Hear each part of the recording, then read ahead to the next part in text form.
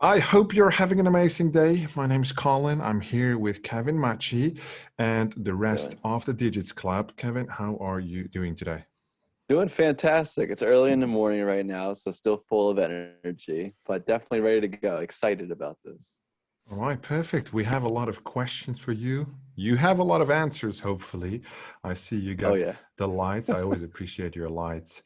Does it like turn the color automatically, or is it like a rotator? It's three different lights actually. One that's going to be like directly on me, and then I have two color ones that rotate. That Damn, way, one that's side gets a fancy. different color. It's really not expensive at all. The setups. I'm no like lighting designer at all. It was all just what I had around me, what I hadn't used. Yeah, I just put it all together, and I'm like, wow, this is something. fair So enough. I'm yeah. basic. You just gotta appreciate what we have here. No, That's it. it's good. Whatever works. You've been active in the Digits Club for a while. I remember you were one of the first ones to join. Actually, once you joined the Discord, like way back, one of the first, I think, 200 people to join. I checked out your YouTube channel. Remember, I dropped that comment. We're Right. way back, and now we're here on the Digits Club YouTube channel. What has changed? How did we get here? So I am happy to hear because I didn't know if I was one of the first ones to enter your YouTube channel, but thankfully I was because when I found you, it really helped me fill in the gaps that I didn't know about when it came down to crypto gaming and understanding and valuing a project and a team. Because white papers, every video would say, make sure you do your own research, read the white paper. But then you pull up the white paper, I don't know what I'm looking at, but Right. you, which I loved, took the time, regardless whether it was an hour video long, you took the time and you broke down what exactly you're looking for specifically. And that for me set the blueprint. I had an understanding finally of what it meant to look at good versus bad tokenomics, for example, because you Right. don't know what allocations is a red flag or not if it comes down to like for seed investors or for the full team. If I saw like 80% allocation to the team, I would be like, well, maybe that's okay, So I was really thankful to see your breakdown of these videos. So once I saw that, I immediately became a fan. Whatever you were doing, whether it came Discord or whatever, I made sure I jumped on board. And then from there on, I kind of veered off into, okay, well, now that I have understanding, I found my own niche inside crypto gaming. And Hmm? that's where I started my investing journey into that sector. Of course, I've always been involved in like your basic L1s, right? So Solana, Bitcoin, Ethereum, huge on those.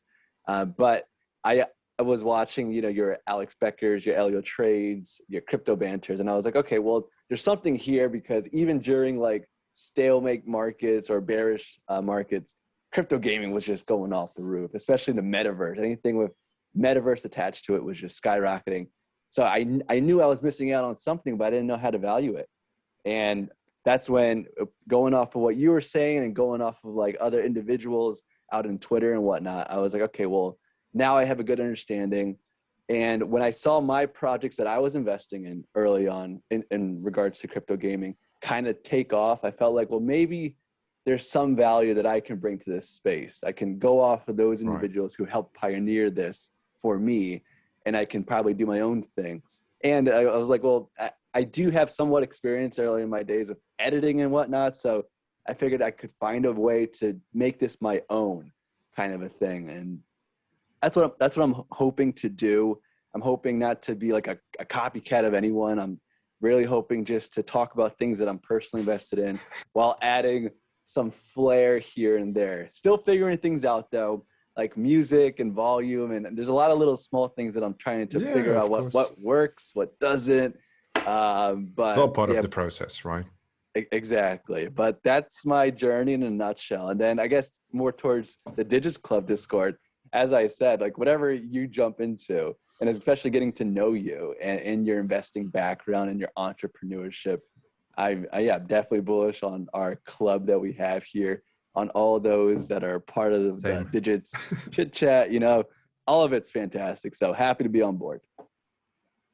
Very good summary. I'm also very bullish. In terms of obviously the YouTube content, right? It's just like what I feel like when I watch YouTube, and I barely watch any YouTube. So I think I'm one of the only ones that like I make a lot of content, but I consume very little. I just think generally it's boring, and I like to do my own research, right? So then in that case, I like specifically look for specific things. However, you get attached to the personality, right? Mm, So I yeah. watch a lot of food shows, and I love this guy called Mark Wiens. It's like an American Thai kind of guy, and he travels all around the world eating like foreign food. But when I watch other people eat food, he's just funny. He's just likable guy. He's like a Yeah. little bit older already, so I just watch his shit. Like literally, he makes so much content. I've been like binge watching back to like 6 years ago. Yeah. And I feel like that's really the thing with the whole YouTube thing and the content.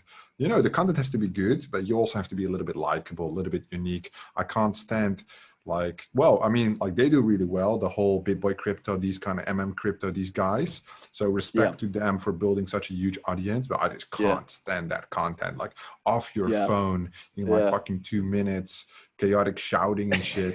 That's not for me, mate. And that also attracts like the Moon Boys, right? Which Yeah. is like, I try to do the exact opposite. I'm actually bringing back the research reports as of today. So today I'm doing a full research report on Aperon, the Oh, nice. whole God game shit. So I will do that Yeah. for an hour because people tell me like, oh, you know, the content is made a little bit too long. Shut the fuck up. Yeah. Right? I just do whatever the fuck I want. So we're Yeah. moving back to the old school and Yeah. doing Yeah. that.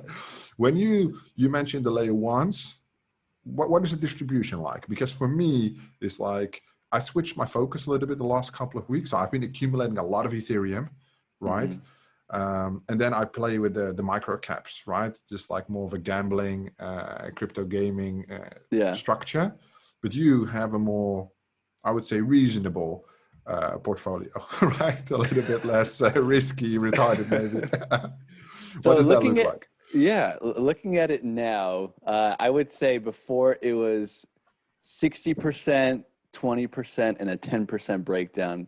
60% being my L1s, and within that 60, I would have 30. I was always most heavy on Solana. So, but in that 60, I would have 30% on Solana, 15 Ethereum, 15 Bitcoin. Which, I mean, if you look at what they say to do, they say definitely go heavier on Bitcoin. So, I mean, there's still some fixing that I could do depending on the perspective of the individual. But then when it came down to the other 40%, I broke that down between 30% was more into more safer ecosystem-like cryptos, not necessarily crypto gaming, but pretty much for the whole space in general. And then the 10% was strictly on crypto games, a lot more risk involved. Games specifically, like that's where I threw in my Magic Craft allocation into when you Right. first talked about it. And things like that. When I see this, I'm trading that 10% on a regular basis. And since that's what my main breakdown is, but I can notice that it's constantly shifting more, like especially recently, more has been in the riskier side of things and less has been invested into The dark side. right, Right. right. Yeah. Why do Luna, you think Luna that is? though. Oh, well, for a lot of reasons. Trading's fun, right? Like trading and being involved in more risk and trying to, I don't know, I guess be up to date with everybody on Twitter is also fun.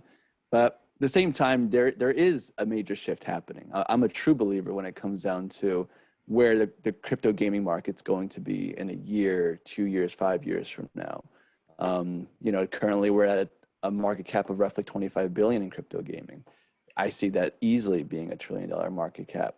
I see a large shift happening, and I'm not necessarily talking about metaverse or virtual AR technology or VR technology, but I just see with crypto, with gaming being so huge in mobile uses, when play Right. to earn really becomes a big thing, when these AAA studios really take notice of the benefits that blockchain technology has, it's just going to be inevitable. I don't want to miss that party. Can I So, ask you a difficult question? Because that's what I sure, was just thinking about. sure. Do you believe in the crypto gaming on the gaming aspect or on the crypto aspect? Has to be, Uh, has to be both. Has to be both. Because the thing is, if you look at a lot of games right now, as an investor, it's it's cool being part of the party back in October and November when Play to Earn was kind of somewhat new and anything with metaverse attached to it was going off the charts. But the games themselves and playing these certain things, I don't know, it felt like I was playing my Sega Genesis or Super Nintendo or N64, definitely, you know? definitely. Right, because when you're going off of what's being out there currently on your major consoles and mobile games, yeah, they just don't keep up. But it's slowly getting there, you know? So going back to the last video we made with big time studios, they get it. They have an understanding of what entertainment means, what the dopamine system, dopamine reward system means. And that's crucial. Like games themselves don't even have a large lifespan. Naturally, they'll die out 2 years or 3 years after they launch. Naturally, all developers understand this. However, to have that average of a 2 year, 3 year lifespan, entertainment's huge. Otherwise, it's just going to be a month thing, you know? So would you say from like the entertainment point of view, perhaps, because I'm looking for a different point, would you be so into crypto gaming that you would observe the games from an investment point of view and push your judgment whether to not to invest? So that's my point of view, right? I would say I look at the game, I understand the game components, but I would never fucking play any of these games, no matter how good they are, right? Because I'm not a gamer. I don't play games. I only play games with women, right? In terms of mind games. Because all in all, I mean, you have people that actually invest in these games and actually want to play these games. They love these games, but I can never love these games because I love money, right? It's more the investment side. Now, Colin, I have a question for you. That as an investor, do you ever like just periodically play the game just for an investment idea of what your money's going into? Okay. Yeah.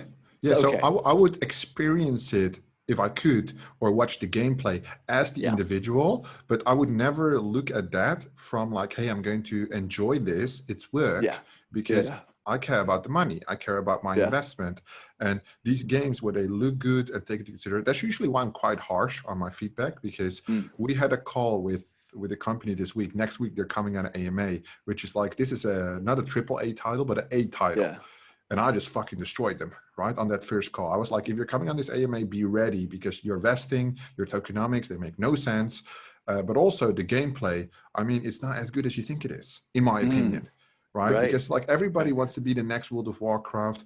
Everybody wants to do that thing. So Vladimir is saying we do enjoy Warzone. Yes, me and Vladimir is from my crew, right? We play some Warzone. Sometimes we haven't played in like 4 months, but last year we used to play like every weekend a couple of matches from the entertainment side of things. But I get bored quickly, so that's more for like he's in Ukraine, right? So that would be like, because we can't go to the pub. Because otherwise we would do that instead of play video games together. Right. But that like when I see Big Time, for example, or when I saw the initial gameplay of Sidus, right, way in the beginning, or Illuvium, right? Illuvium's demo was amazing. It was. Right? Yeah. But I'm like, people can actually play this how I played World of Warcraft 12 years ago, right? That's that initial spark. Right. But then when people ask me like, oh my God, play to earn, it's huge. What are you playing? I'm playing nothing. I'm playing the market. No, exactly. That's actually a well way to put it there. Because we are essentially playing the market, at least a large amount of us. So a lot, so to answer, I guess, all of that, I'm glad to hear that you do routinely play the game just to see what your money's going into for that small period. I'm very similar to you in that regard.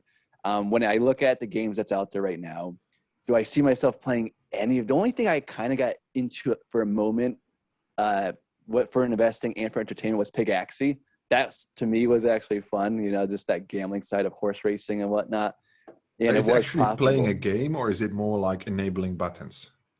It's more of just setting out a horse, similar to it was on Ethereum actually, but I can't think of the name now. But it's pretty much. Well, D-Race, but there was another one before D-Race that launched. I know about D-Race. Yeah, I can't think of it now. But regardless, they're all very similar, where you buy the NFT horse and then you breed it and then you watch it race among other NFTs. So is it actually like gameplay that you're watching, or is it just you click a button and it says racing and 2 minutes later? Because I wouldn't say that's a game.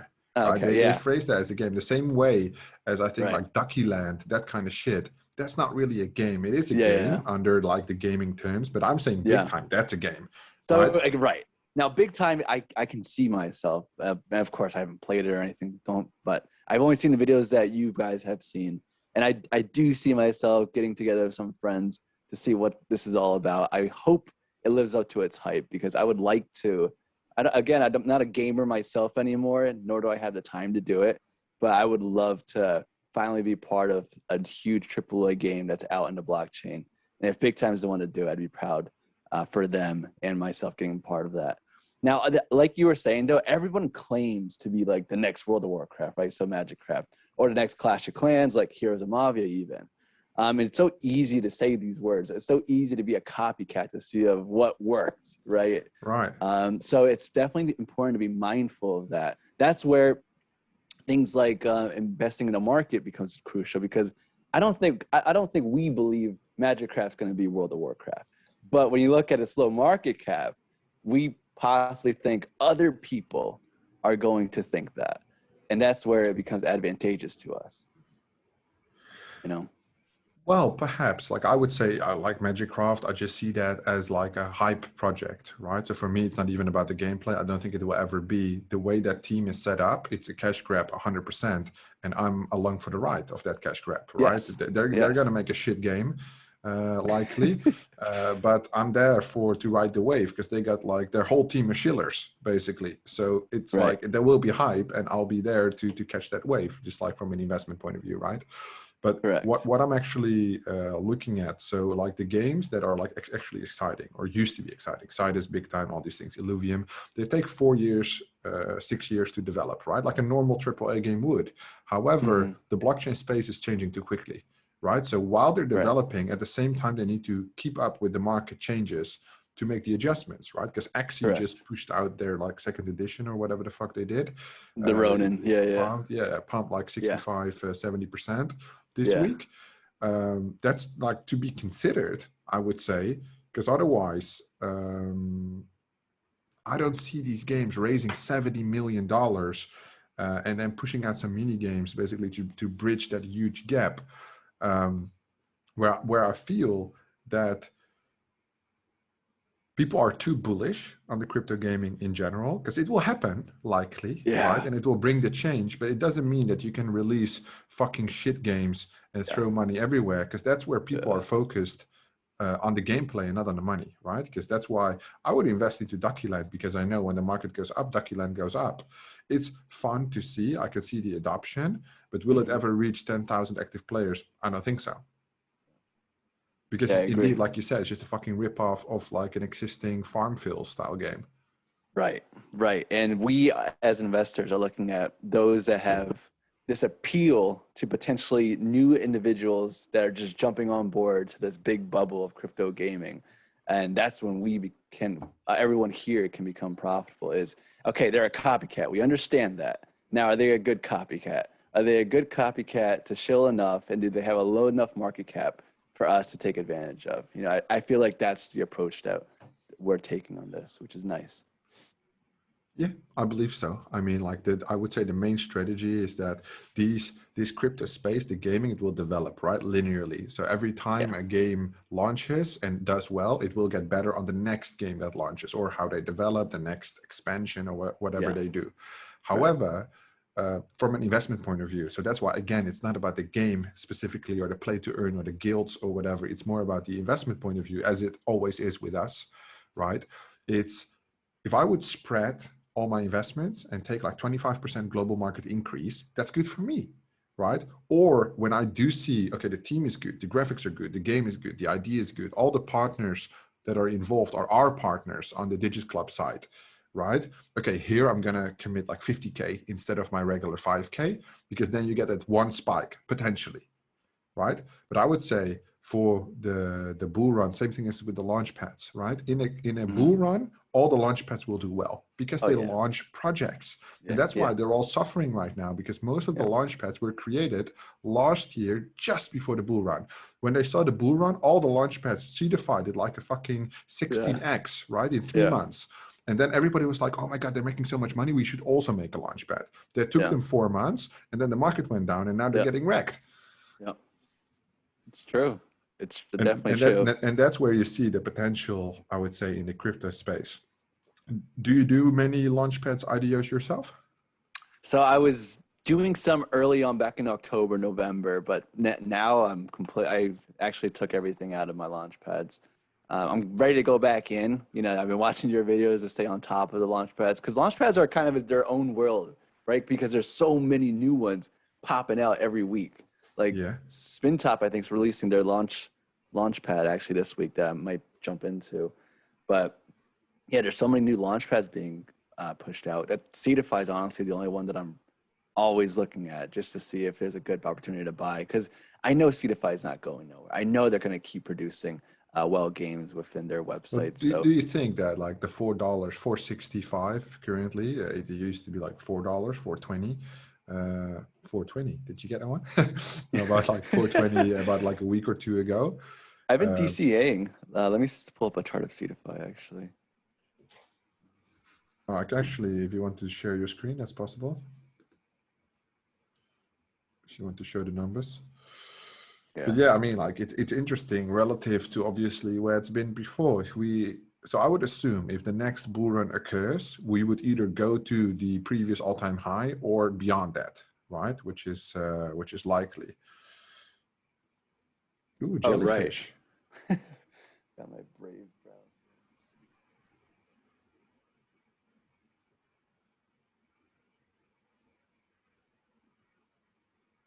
CoinMarketCap. Our favorite website. Now, do you currently have an allocation on Seedify?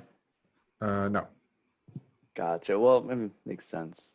Because I have most of my racks in Ethereum, but yeah, I could easily. The thing is, you know, my Siri just popped off. The thing is, the relative numbers. I mean, it's important, right? Because for me, if it would go like bullish and Seedify would go to $6-8, I can still make an entry, but most people can't, right? So that's why I'm like telling people, or at least what I would do if I would have less budget, because most people are not playing with my kind of cash flow, right? Gotcha. So that's something to consider. I'm not going to say how much, but I would say close to 7 figures, right? So in that case, I mean, if it's $2 difference with Vulcan, I'm pushing 40K, 5% gain is fine for me. But if you would make 5% gain on $100, doesn't make that much sense, right? Well, it does make sense. Money is still money, but it just doesn't compound that quickly. Yeah, very true. And now, do you still DCA into Vulcan? Because I know you just brought that up, and that's I pulled it out at like a 5% profit, so 2.5K for that one. Gotcha. Because I'm now stacking Ethereum, right? So I'm getting rid of some of the NFTs that I bought in the. I bought a lot of NeoTokyo NFTs when it like crashed 2 weeks ago, and right now it's like yesterday the bid floor it doubled, so I'm just selling. Like 10 Ethereum profit, 8 Ethereum profit, 4 Ethereum profit, like doop, doop, doop, doop, doop. It's just like when people panic, it's like the best thing. I know it's like it goes against the emotions like 100%, but you just gotta push through it. Like when the floor crashes, like with Vulcan, you know that $9.9 entry wasn't the best entry. It appears, right? Yeah, but people said like, oh my God, you could have gotten A20. But I made 2,500 and 99% of you never made the entry. That's the difference, right? So at some point you got to make the entry. I'm not a TA guy. Lately, I've been enjoying the flips a lot with the NFTs, right? Because I mean, the coins are still coins, right? And it's more like a stock market type of flow, and there's like some patterns. But with NFTs, it's more like a zoomed out kind of thing. So it's like a 4 to 6 week pattern, and you can just easily read what's going on. It's so easy. And people are, well, I don't want to say dumb, but they are dumb, right? Because how can I buy your NFT for 9 Ethereum and 2 days later sell it to another individual for 18? And this is like a recurring pattern. Right. Yeah. So when I see, and I follow some big wallets as well. When I see them buy in, I just buy in. Gotcha. Right? So wallet tracking. Yeah. Yeah, because they are oftentimes either seeing the same pattern as me, or they are ahead because I just can't keep up. I'm doing too much shit. Right. Yeah, that's a good method. I think there's actually a website, and I want to see if I can find it, but it does a good job tracking wallets in the NFT space.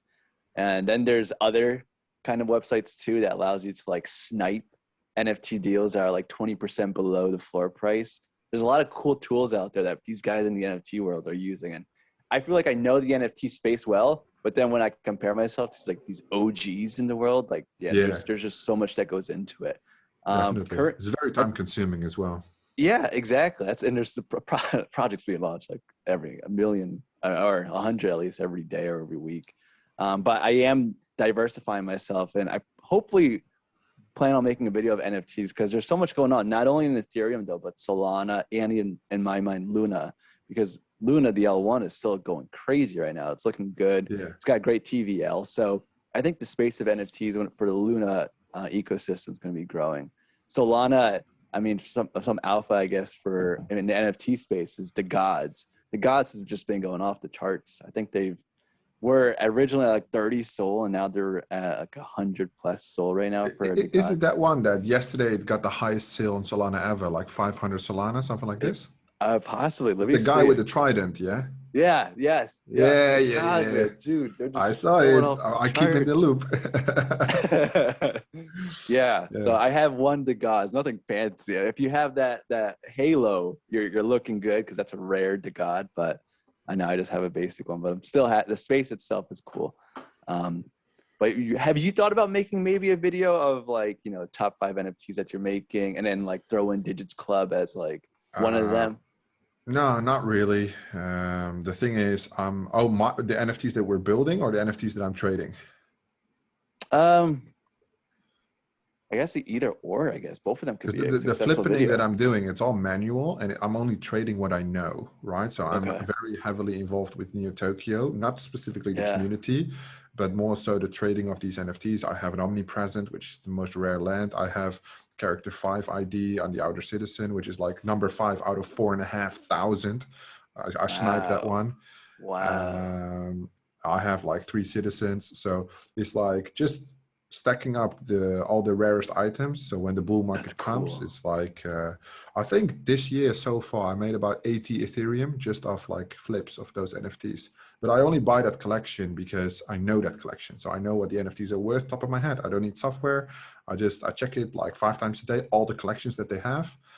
And usually I don't even Gotcha. buy. I just put fucking low ball bids. And then well, that's what I used to do. Now I don't have time because I have a huge dilemma, which I will touch upon in a second. But I'm just doing like 20, 30% under the bid floor. And then I only do like expensive items. So I don't buy floor items. I only buy like expensive items. Oh. And then usually like, for example, well, I can do a screen share maybe. Let me just hide the pawn. And then I can go to OpenSea.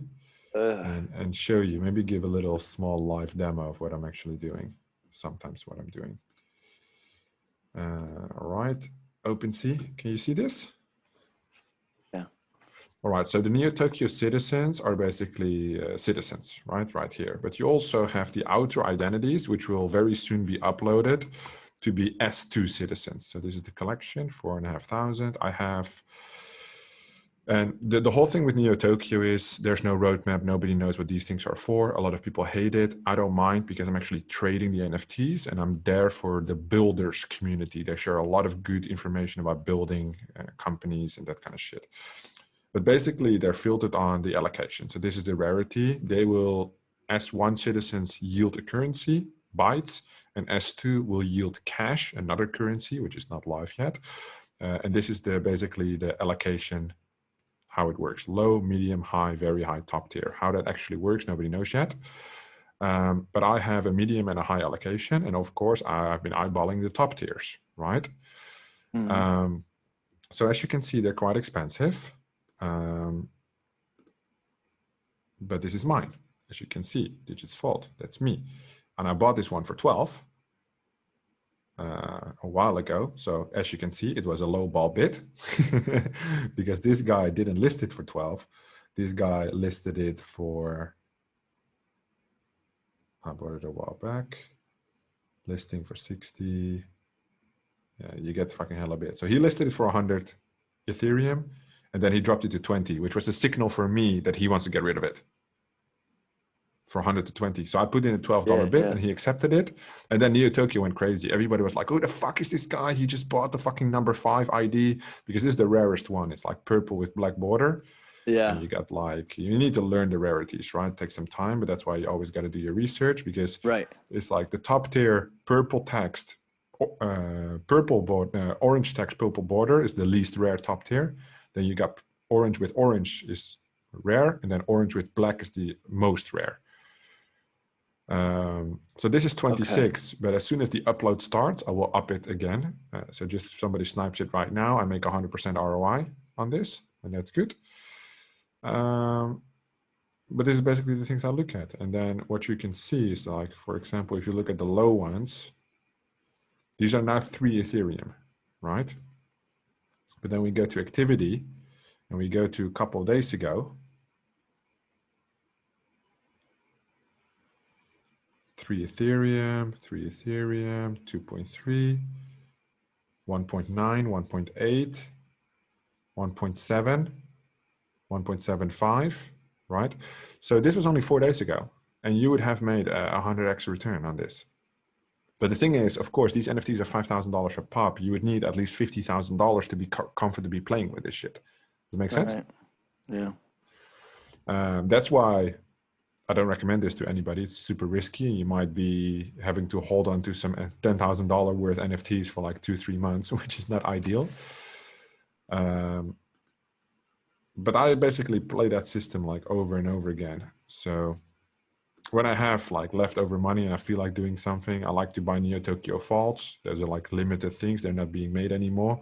And I just buy like the entire floor. So I basically buy all 5 of the floor, and then the floor goes up like 2 Ethereum because of it. And then I list them higher, and then the next person can either undercut me or buy my vaults. And usually I sell 1 or 2, and then I made my money back. But it's more of like a long-term thing. Now, did you take part in the NeoTokyo meta tournament by any chance? Yeah, I did. Did you? With like 2 characters. That is awesome.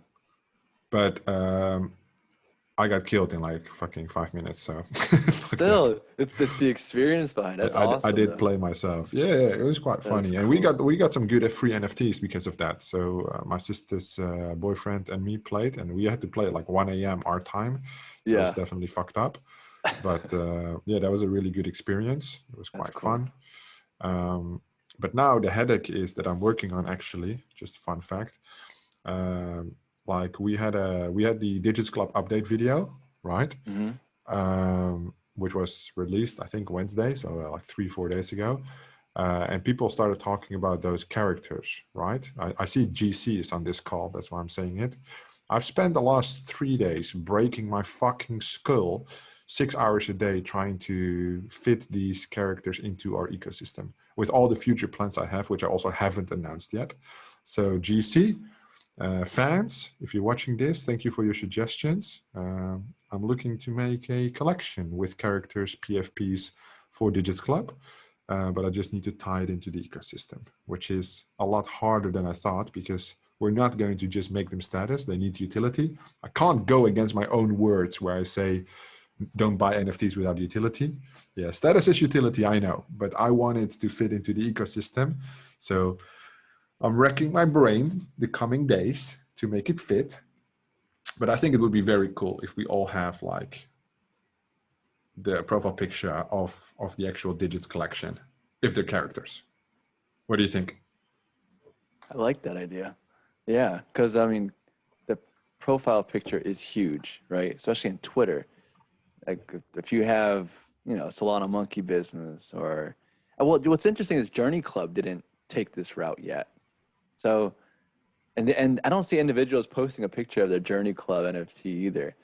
But I think it would be cool for us being, I guess, very similar in a lot of different ways with Journey Club, but taking a profile pick approach. That'd be pretty cool, especially if like your Digits Club, I don't know what design you have in mind already. But with that Digits like green matrix kind of look in the background and some kind of an image up front, that would be pretty cool. I definitely rock that. There will be a lot of exciting announcements, but I'm not allowed to make any promises. So I will just say I'm thinking about it, and Yeah. that's about it for now. But it's difficult for us, because the thing is basically I want utility. I'm a huge pro in utility. I want to bring the value, but Right. we have the digits club, we have the track digits, we have the digits pad coming, right? And I Mm-hmm. want that character to be a centralized utility of combining the entire ecosystem together about what we have now and what will be released in the future. So it would be the centerpiece that moves around the entire ecosystem, Mm-hmm. which is a lot more difficult to incorporate than just like, okay, pushing the artwork is not really that difficult, right? Because I have the designers, we did make some samples, it looks quite interesting, the base ID. But we would want this to be our brand, right? It has to be the PFP for everybody in the ecosystem. And once we make that marketing push, I spoke with the team, right? We can spend $500,000 promoting this. It's guaranteed sellout, but it will boost the Discord. It will boost everything, the DAO, the allocation we get, the partnerships. It will be one big fucking acceleration. Basically, we do our own incubation of the project. But the big but is, it has to fit perfectly, right? And that's Yeah. while these assets are being built. I mean, it's a challenge, right? And we solve problems as business developers. So this is quite, it's not even a problem. It's a huge opportunity, but I'm definitely very bullish and happy because I get frustrated, right, when I can't find the answer. And I know the answer. I Yeah. have one utility, but I'm like, okay, we have so many moving parts, so many components. Where does it tie into this entire ecosystem? And of course, there are assumptions about actually going back to Journey Club. It was quite interesting you mentioned that. So they had the mint pass, right? They just released Mm-hmm. the Planet Solo mint, right? What's that? Their first game, NFT collection for Oh, their first game. Yeah. okay. So they had 10,000 people who hold the Journey Club. So 10,000 passes, get a free mint. And then he decided to do a cash grab and make the collection 20,000. So he could also sell another 10,000. Man, Yeah. the Journey Club pass in the last month was 4.3 Ethereum. Right now, I think is 1.3 Ethereum. No shit. Yeah, Crashed. look at that. All the OGs left the club. They got hella FUD and fucking, I don't even know what the guy name is, but he doesn't give no fucks, right? So Wow. he's doing what he believes is the right thing. I think the artwork is ugly as fuck. I think the game is quite interesting, but they're taking a long time. And I mean, like, I think his projects, his launches so far, and respect to him, right, as a business guy, Right. but I think he's gathered like 70 million or so, something so far. And I mean, like, what are you going to do with 70 million if you only have like fucking 4 employees? And I think that's one of the biggest things. The transparency is super important. That's one thing. But obviously, Right. if he raised 70 million, good for him. Let him take 25 million. Let him take 30 million, right? That's his brand. Like, he put in the effort. Like, fuck, he needs to make some money because he's the entrepreneur. But Right. I mean, reward Wow. the people that were there from the start. Don't fuck them over by making a 10,000 piece collection and then releasing another 10,000. Why? Just because you need another 30 million? Okay, if you do, where's the money going? Right? Is it Right. like, are you going to spend 15 million of that 30 million at least on the community? And not something like futuristic shit, right? Like, oh, we're going to buy like a game studio for like 2 years. It will be amazing. No, the community wants something now because they want invested into these fucking expensive NFTs. Right. And you're being a dickhead about it. So we're taking, basically, I'm looking at NeoTokyo because it's a lot of FUD in NeoTokyo right now. Mm-hmm. I'm looking at Journey Club. I'm looking what Unix is doing. I'm looking at AnyPad, so I'm not doing what they're doing. And we want to do basically, like, we made some mistakes and we're going to make a lot more mistakes, right? But if you're just constantly aware of, I think I'm a pretty decent entrepreneur from what I've built so far, not only in crypto, but like also in general, right? But you still have customers, right? And you take their money, which means that you have to bring them value. And I feel like, let's bring it back to play to earn gaming. The idea right now with these crypto games and the crypto market in general is, let me take your fucking money and I will decide if I'm going to deliver you some value, right? And that's like a core mistake in the principle of business, right? It's an exchange. I give you value Absolutely. in whatever you appreciate, and in return, I get money, Right. right? Um, Wow. but in the whole concept right now, it's like, oh yeah, we have a shitty game, and we're just gonna sell like fucking 25,000 NFTs, make like $2 million, and then fuck you off with a game that was already made 6 years ago and didn't sell in the regular market, so it will not do well in the crypto market, and that's it, bang. Wow. Yeah, no, you're right. I'm looking at the chart right now. So it's at 5.1 ETH, now currently sitting at 1.18 ETH. That's crazy. Can you imagine how hard you got fucked if you bought that at 5? And I mean, like, that's Yeah. your own decision, right? That's your own decision. I'm Right. looking at the Dutch auction mint that happened for that pass. So they sold that pass for like three ETH, I think. The mint was like 2 or 3 ETH, and now it's 1.1 Yep. ETH, which means that $30 million has evaporated, right? And I Right. think like that happens. That happens. And nothing against this Journey guy or whatever his name is. I don't watch his Mm-hmm. content because I think he's very monotone. Um, but in general, I would say as a business owner and the guy that is building, you need to feel some responsibility. Absolutely. You don't need to make promises or empty promises, but just say like, hey guys, I'm aware that this is a problem. We should have done things differently, but we didn't. And now I'll try my hardest to deliver something great, which I think is great. And if you don't appreciate that, that's fine, right? But he's just quiet. He's just ignoring it. Yeah. And Yeah. what happens is the FUD becomes bigger and bigger and bigger. And I think like every entrepreneur will make huge mistakes in this space. It's unregulated. We have no experience, but at least look around what other people are doing. And some guy saying like NFT Llama is a great guy. He's doing an amazing job.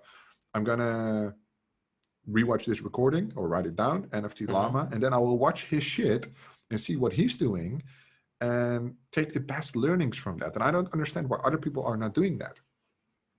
Right. Absolutely. What I was thinking too is because we were talking about ways of utility for NFTs, and one thing that I've seen a lot of projects are jumping into, and something that I would love, and just throwing it out there, would be some NFT staking, right? So NFT staking would be really bullish and provide a lot of utility. So Vladimir told me about NFT staking. So we stake the Digits Club allocation NFT for points, right? For the launchpad, for DigitsPad. However, we don't have a token yet. So what would be the return for that staking that would yield something? Very true. Maybe it doesn't have to be a coin, unless we want it to be a coin. What would you otherwise reward them for the stake, right? Because I mean, like, yeah, let's fucking stake from a business point of view. You cut the supply, right? But from a user point of view, why would you stake? I think I'm trying to remember these other projects that I remember they took a different route. I don't know, but yeah, there has to be something beyond just a coin. But yeah, I don't know yet. I have no idea. I got to brush up on my NFT utilities that's being thrown out there. A lot It's of super it's cash interesting, grab. though. Yeah, it is. It really Yeah. is. And that's what I like when I talk with Mirko from Unix. I just feel like he gets it. Like these NFTs, he basically taught me a lot. I learned a lot from talking with him, like off camera, about NFTs because they have such a big utility. Like the opportunities are, I don't want to say limitless, but there's like 99% more utility to gain on NFTs than what it is right now, which is mostly cash grabs, right? It's just what it is. Which is fine. Like that's part of business. That's part of the evolution system that we're going through. But the opportunities are just used. One thing that I need an NFT consultant for, like specifically somebody about smart contracts, but advanced.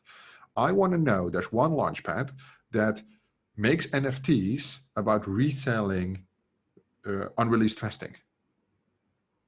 I want to know how that works. I want to build it into a marketplace, something like this, where you basically have allocation from a certain round, and you don't want to wait until the vesting, but the coin value has already increased, and you can basically buy that option call, right? You can basically buy that vesting that's unreleased, which I think is like mind-blowing.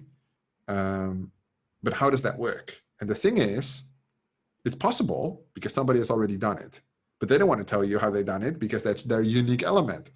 So Right. you need somebody who's experienced with NFTs and smart contracts and this and that, and they're very difficult to find. That's basically the thing. But I think like when I see things like that, I'm like, man, we're just at the beginning of this Oh stage, yeah. Oh right? yeah. And I Absolutely. think one more element that so next week we're pitching like the Digits ecosystem to very big partners like AAA brands. And the main thing, one of our main statements that we've made so far, which is working really well, of course, like we're in this business to make money, right? We're entrepreneurs. That's what we do. Absolutely. However, we don't need money. That's a different thing. You know, we have businesses that generate money. And a lot of these games, they are bootstrapped, which makes sense, but they need money, therefore. And if they don't sell 10K collection, then the project is a failure, right? Because Yeah. they have a huge team, they have huge overhead. Like, I can explain you how our business works, but we barely have any overhead because we share the profits equally, right? Between all team members, which Yeah. means that more money comes in, people earn more money, less money comes in, people earn less money. Super agile, super interesting in my opinion. But that goes back to the fundamentals. When we look at these games, right, the gameplay is amazing. Yet I think for the longevity of the project, I spoke with a game this week which burned through $10 million in 6 months. I'm like, well, that's a crazy burn rate, right? Either your team is too big or your roadmap is too long or too short. Like, what are Right. you doing? Like, there are some significant problems because relative to other projects, if you raise 10 million and then burn 10 million in 6 months, the CEO has no adequate thoughts about the lifetime of your company, right? Because in any strategic, you would think that the CEO knows how to use his fucking brain and can see the fucking cash go down and not do anything about it for 6 months and then panic. Right. Because you raised 10 million. I mean, if you raise 10 million, you must know a thing or two. You're Yeah. not a retarded. Anyway, Yeah. back to you. Back to you, because I'm taking over this call. I'm ranting too much. No, I But love it. this is like my favorite topic to talk about. Like all these things when I'm like, I'm not the complaining kind of dude, but No, I no, it's feel like people should be not entitled, the opposite of the entitlement. They should feel responsible to be better, but not specifically only for the audience, but because they want to be, because they can right. build something great, right? And it's just Absolutely. the biggest risk in this market and in general is wasted opportunity, right? Yeah. Wasted potential. These people, these young guys, even with like GC is doing an amazing job for us. Shout out to him. Shout out to Miles. If you're watching this, they're 19, but they have Wow. such huge potential, right? I had So no idea. I'm willing to Wow. give them an opportunity and obviously build that opportunity along, right? But Yeah. They're soon gonna they will be. step forward with things that you're like, when I was 19, I was smoking cigarettes and playing video games all day, right? When I was And these, 19, I was just about girls. Like I had no idea about investing at all. you're Wow. married, yeah? Now I'm married and toned down. That's why I'm investing now. It makes you invest. Fair, Yeah. fair. Um, Good but for yeah, I them. mean, like the opportunities with these young guys, and I mean, like the thing is, they can do it. They have energy. They understand everything. They just need what I didn't have when I started, which is guidance. So I was 3 years into my business journey when somebody gave me guidance, like a very, very experienced entrepreneur, a woman actually, who I still is one of my best friends right now, 4 years later.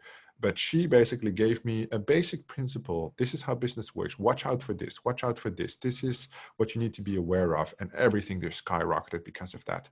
Because you're just a missile. Yeah, you want to take on everything, too much responsibility, no focus, and Yeah. sometimes you have to say no. You have to learn when to say no, right? Exactly. And it's Exactly. very, very difficult. There's a lot of comments now. Let me just have a quick look. um, That's awesome. Good for them though. For those that are younger than 21, you are so early. You know, so if you're older than 25, I'm 31 for example, and I feel like I'm late in the game. I was big on the stocks and the real estate world, but I'm happy to be part of this crypto gaming revolution. If you're just 19, man, only good things ahead. So congrats to those.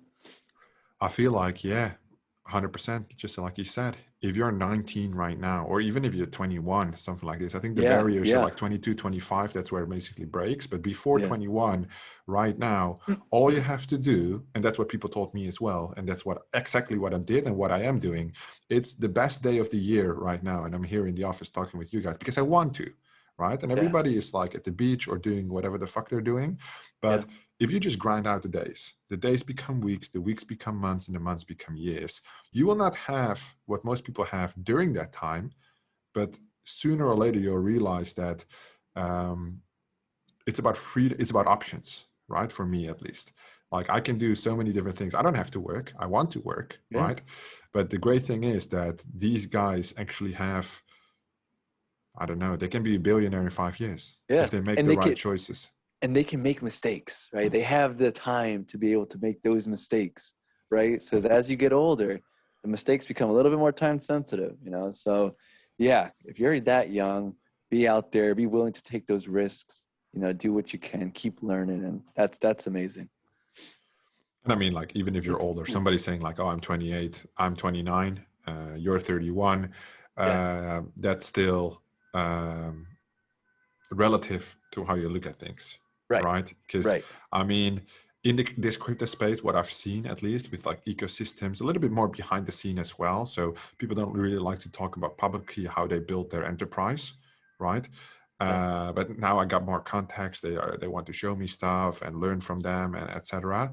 But I'm like, these entrepreneurs, they have like 100 people working in their company, and I'm like, you're a dickhead if you're not a billionaire in 10 years, right? Because the opportunity is there, and if you fuck up, you can do it again. Things are moving so fast right now, but you have to take one thing into consideration: build it not for the money. I think I said that yesterday on the Unix call as well. You don't know what to do with 100 million, which means you also don't know what to do with a billion, right? It's not about the money. It's about what you can add to the ecosystem, which is our society, right? yeah. Um, and that's basically what I've been, and I'm hijacking your call again, but No, you're not. with the This is good. characters, I've always said like, not no to these fucking characters. I don't want these characters. And then Herman, who's basically a very experienced entrepreneur, right? He came into Yeah. Digis Club as a partnership manager, but he has probably more experience in business. He's been an entrepreneur for like 30 years, so more than all of us Wow. combined, right? Wow. And he has very good insights. And he said like, but don't you understand? The people want to be part of something, right? They want to be, right now, these digits NFTs and stuff, like they feel that other people bring the connection and our family is not coming as close together, and this could tie them together, right? So we were like, okay, let's give away this shit for free, right? Because for us, it's not about the money here. Let's do a free airdrop. But then again, like, what does it take to make such a collection? Like $15,000, it's not a big deal, right? 20,000 for us, like, let's just push it. But then again, it's like, okay, now we have these PFPs. Where's the next value, right? Of this collection, and that's where like, okay, we have this ecosystem. Don't Mhm. rush this shit. There's no reason to rush it, right? Just think it out properly, how it could tie into everything, and that's when I see That's like interesting. Pixelmon, for example, Yeah. right? He had a good idea. He was way blown away with the hype, and then they messed up, right? Such an insane opportunity, because they could have been the next Suzuki, basically, right? I'm not familiar with these giant sets, but he could basically be in the top 5 blue chips. But they fucked up so bad, there's no recovery from this, right? And this will haunt him for the rest of his days, right? Because he raised a lot of money and he's now trying to Yeah. fix it, and he can not do anything because the FUD is just overwhelming for this young guy. I don't know how old he is, but I don't think he's that old. And I think that's what dude is 21. Yeah, so that's quite young in my opinion. Yeah. And even Yeah. with the I do many calls, right? So next week I have 5 AMAs with all games. Every single day I'm doing an AMA in the Digits Club, but I Yeah. have to list that today actually in the event calendar. But this week, and we speak with them before, like, what's it actually about? Like, is this even interesting to talk about? And there was a guy who's like, yeah, okay, we're going to raise 25 million. We're going to do this. We're going to do that. And I'm like, okay, what's your entrepreneurial background? Well, I'm working actually still in a hospital, blah, blah, blah. And I'm like, this is going to be a disaster, Yeah. right? 25 million, which is still possible with NFTs, right? They want to do a Binance NFT marketplace. So Binance will raise the money, right? It's not a problem. You leverage their name, you do some promo, but this guy will not be able to manage the company. It's not impossible, but it's extremely unlikely, right? That Yeah. Yeah. somebody who's working at a hospital, what about Yeah. side hustles? What about Right. um, time? He's like, yeah, I'm used to working 80 hours a week, but you're not used to working where all the pressure is on you.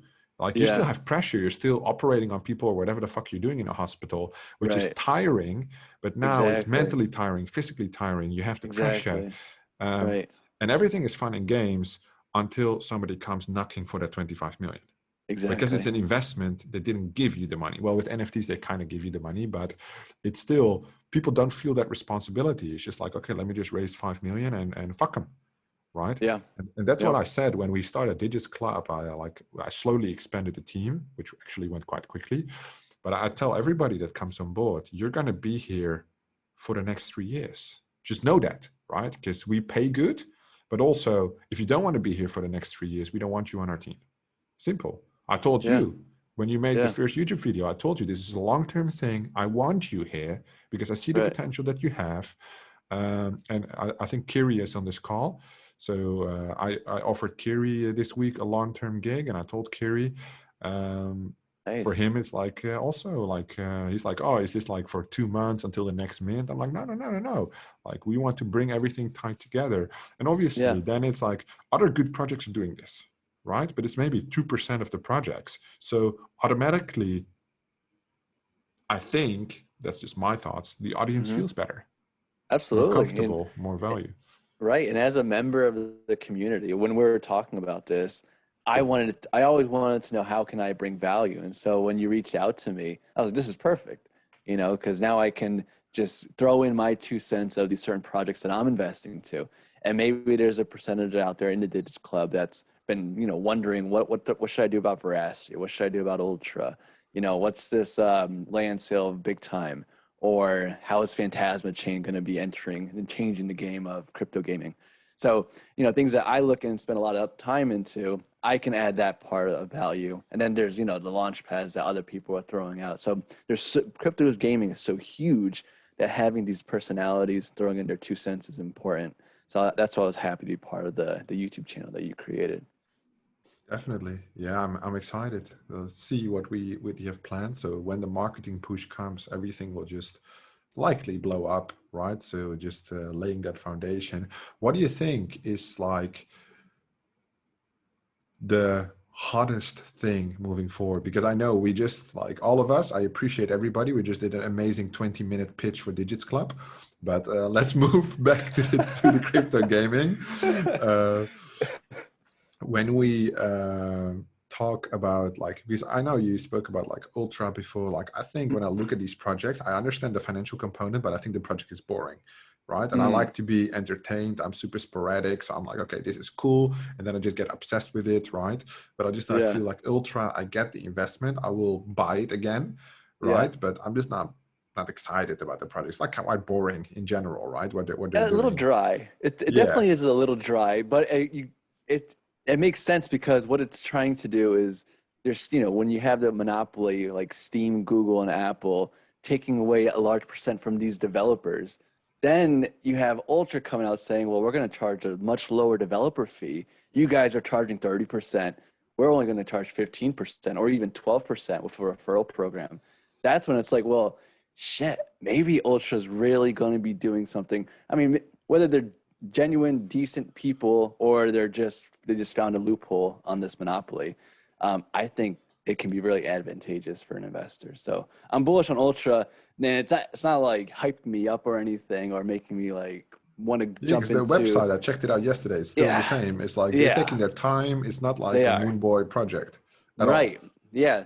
Similar to you, I went on the website. I mean, it looks dry. Like presentation wise, the software itself, it's dry. But I do think developers are going to look at that huge advantage of having to pay 15% less to Ultra that's on the blockchain and think like, okay, well now maybe there's something here.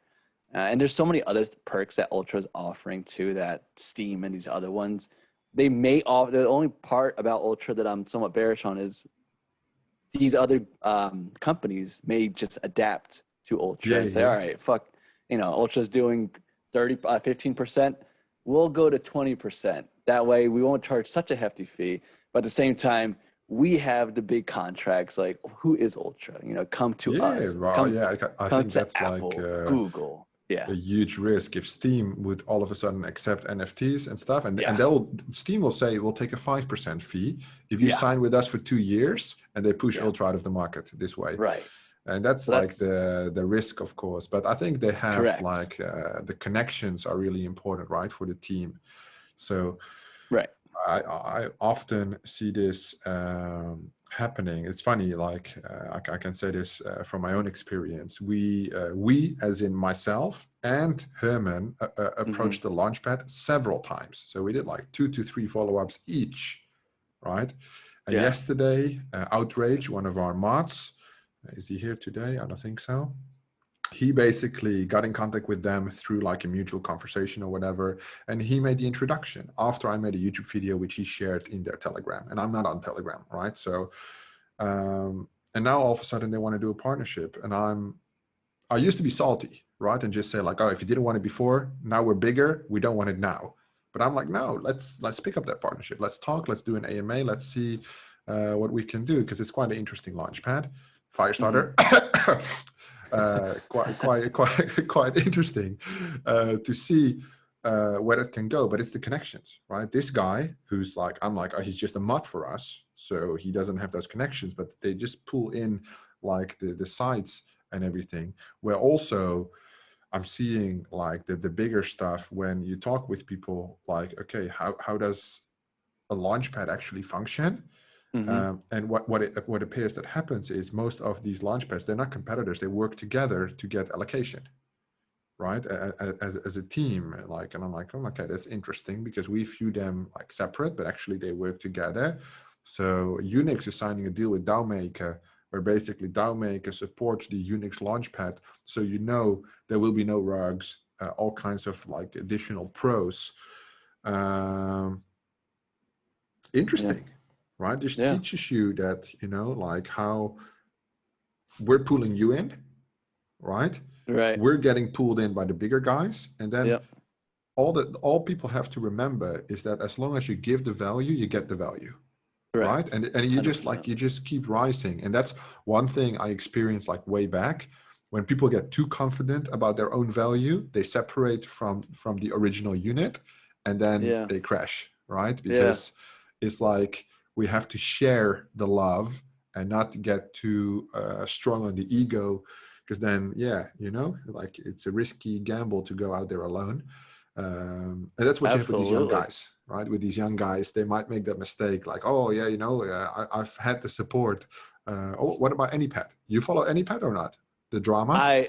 No. What's the drama? Oh, well, I mean, I even posted the screenshot in Digits Club. So they have been doing quite some launches.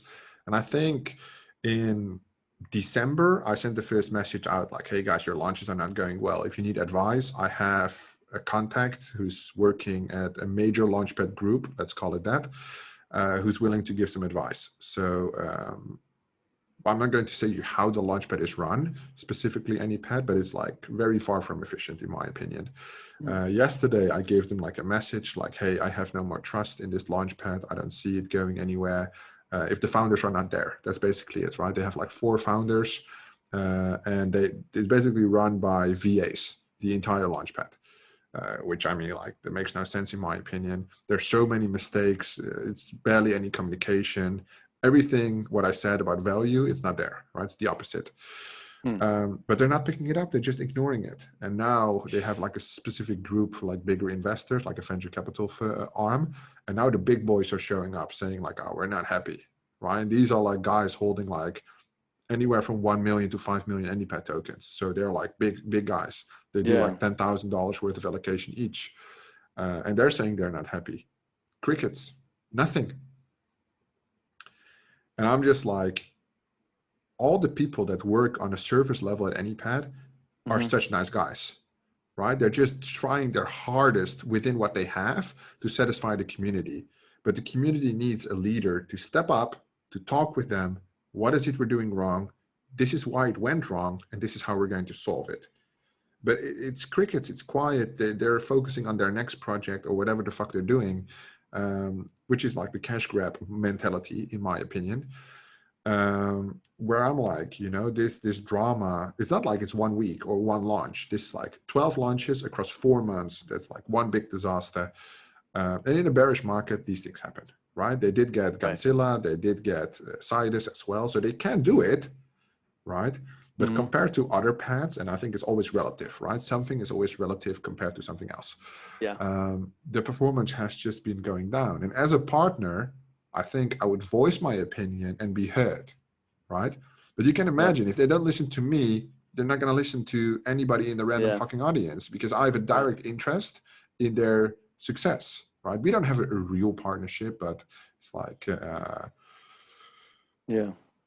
it just makes me wonder, right? When I think about value first, how can that launchpad ever thrive? Or how has it even gone so long with so many people on their token with shit performance?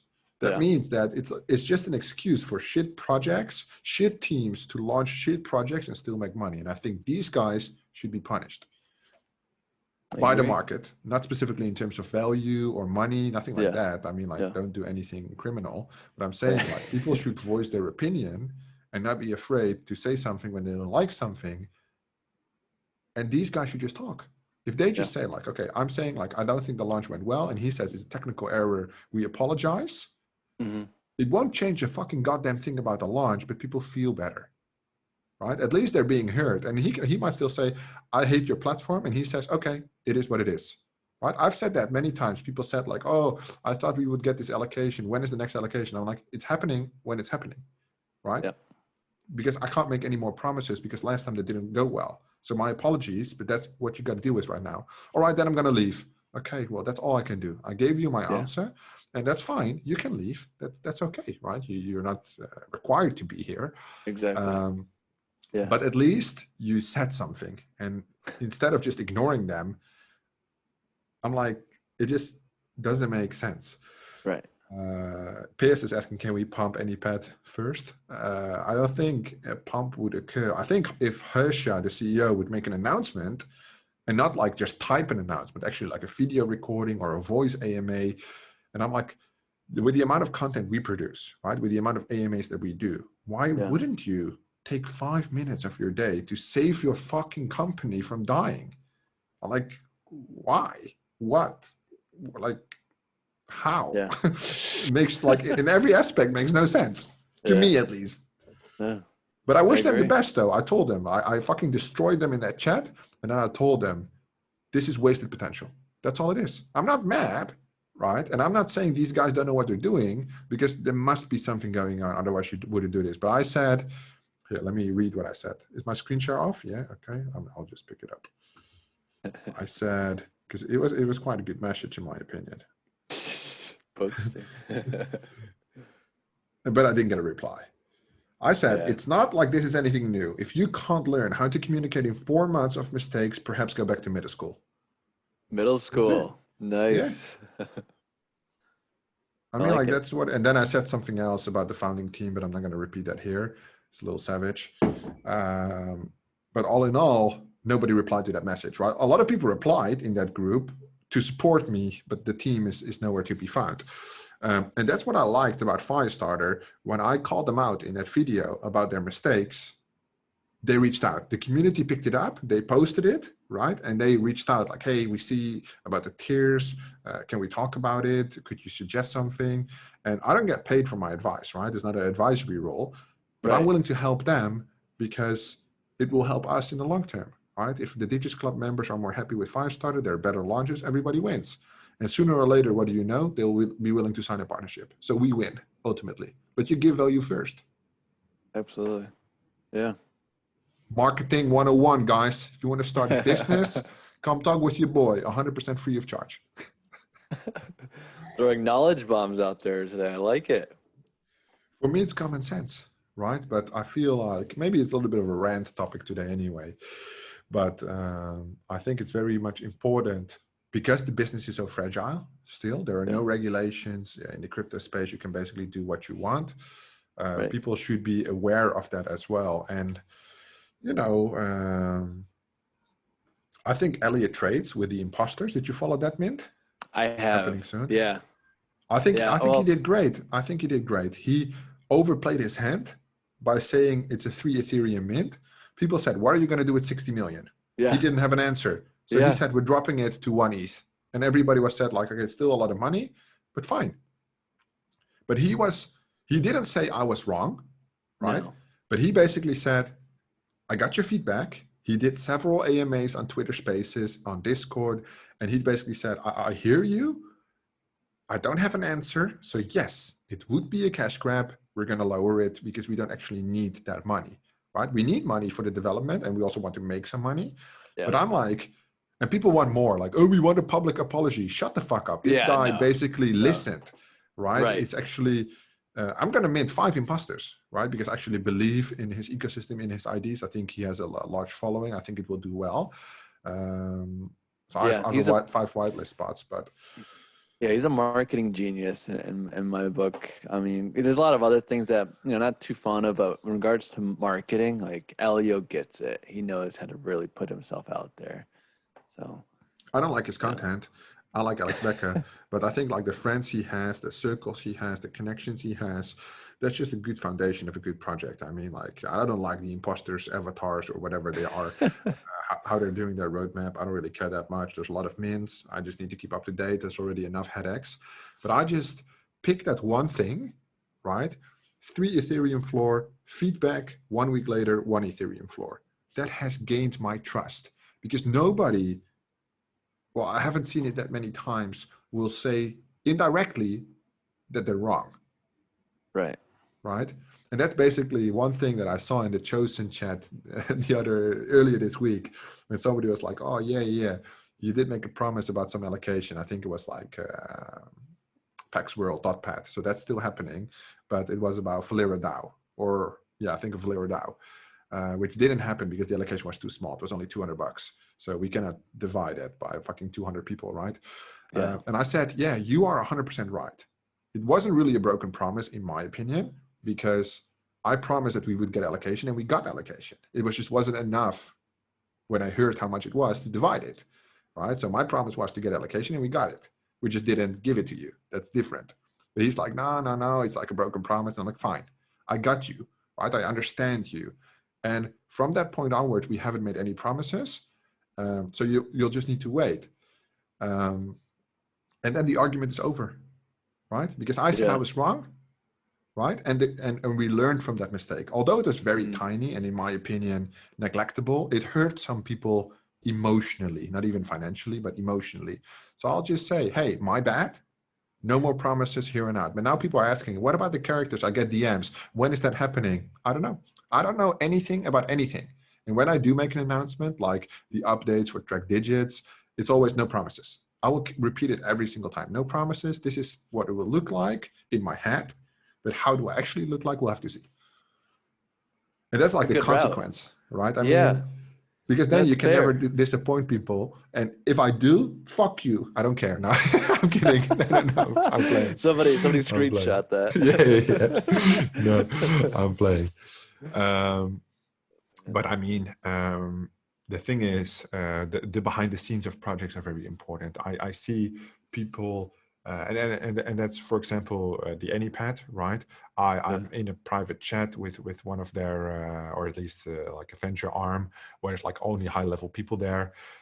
They're not there either, right? So when I see a project struggling on the front end, but I know the team is doing whatever it takes to make it right, they just need some time because things take time, that's fine, right? Because you are allowed to make mistakes. You need to provide some value. Steps have to be made, all these things. That's 100% okay in my opinion. But what you can't do is, you're big on Solana, right? You saw the Solana guys, that they were building some kind of metaverse with buildings. They raised like, I think $5 million.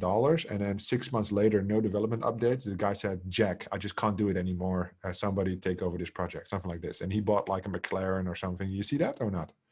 No, what was the metaverse called? Or Yeah, I forgot. I did post something about it in Digits Club, but that was actually insane. Like that's why people don't want to invest into like these projects, because people keep fucking pulling that kind of yeah. shit, you know? Well, And Solana, because its ecosystem is so large and the gas fees are so small, there have been, at least in its earlier days, a lot of scam projects. Unfortunately, NFTs and in crypto, like that was just a big thing that kind of turned a lot of people off. Recently, that's kind of been turned down, thankfully. But yeah, I mean, the gas fees so low, yeah, you're gonna have a lot of scammers out in that yeah, I mean, space. like it's part of the Yeah, process. I mean, right? It's like exactly. evolutionary as well. Like Yeah, the more people become aware and the more people study, and that's, I think, the opposite of the moon boy thing. yeah, It will go well, right? People need time, but because I'm a project owner, I put a lot of responsibility with the project owners, right? And also with the hmm investors, right? Like, don't get me wrong, you still need to do your due diligence. If you get rugged, 95% you could have prevented that, right? true. True. However, if it's too good to be true, it's too good to be true. Yeah, Definitely keep that in yeah. mind in general. And you can't always be on the 100% gains, right? When Right. the Solana project was NeoNexus. Crypto Winter pulled that up. NeoNexus. Yeah, you want me to show it? Yeah, if you found it, yeah, this is You interesting. still have time? 10 more minutes at Yeah. most. Yeah, that's Yeah. okay. That's okay. I remember what you Look said. on popular NFT. Okay, there we go. We can Interesting. all see this.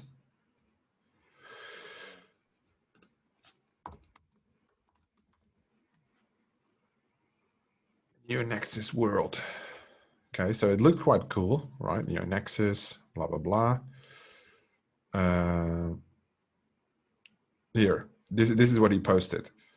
It is with a heavy heart that we must inform you that we can no longer continue healthy development of the NeoNexus project. We would like to hand over the project to our community or a community selected party for the takeover that is feasible possible.